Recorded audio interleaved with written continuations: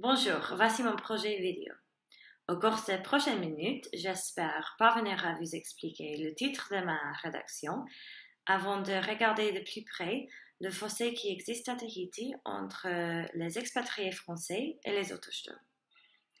Lorsque j'ai commencé ma recherche initiale pour la rédaction, je savais que je voulais écrire quelque chose qui explorerait la relation entre la France et Tahiti, sa collectivité d'outre-mer. Bien sûr, le choix évident aurait été la période des essais nucléaires que la France y a effectuée tout au long de la seconde moitié du XXe siècle. Par contre, je savais que j'aurais besoin d'affiner sur un aspect spécifique afin d'éviter que ma rédaction soit trop générale. Je voulais aussi que ma rédaction fournisse une approche unique. Donc, enfin, j'ai décidé d'explorer l'impact de l'urbanisation que cette période nucléaire avait provoqué, ainsi que l'implication continue de la France depuis ce moment pour rendre ma rédaction plus courante.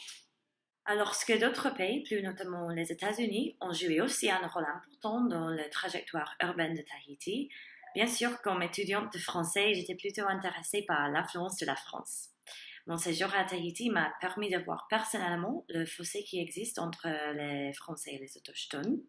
Dans l'hôtel où je travaillais, presque tous les cadres venaient de la France métropolitaine, tandis que les Polynésiens français travaillaient comme serveurs ou comme femmes de ménage. C'est un préjugé dont j'ai parlé dans ma rédaction et qui pénètre tous les aspects de la société tahitienne. La minorité française profite du système de salaires élevés et un meilleur niveau de vie, sans vraiment s'engager avec la communauté locale ou s'adapter à la culture locale. D'une population qui, sur le continent, critique amèrement les immigrants pour leur réticence à s'adapter à la culture nationale, c'est un comportement que j'ai trouvé assez hypocrite.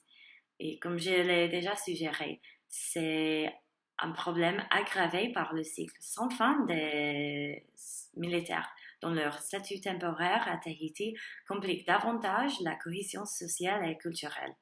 Ils sont vraiment réticents à s'intégrer, bien que, paradoxalement, ils acquièrent le droit de vote aux élections locales le jour même de leur arrivée. De cette façon, les citoyens français qui vivent à Tahiti perpètrent les fractures sociales.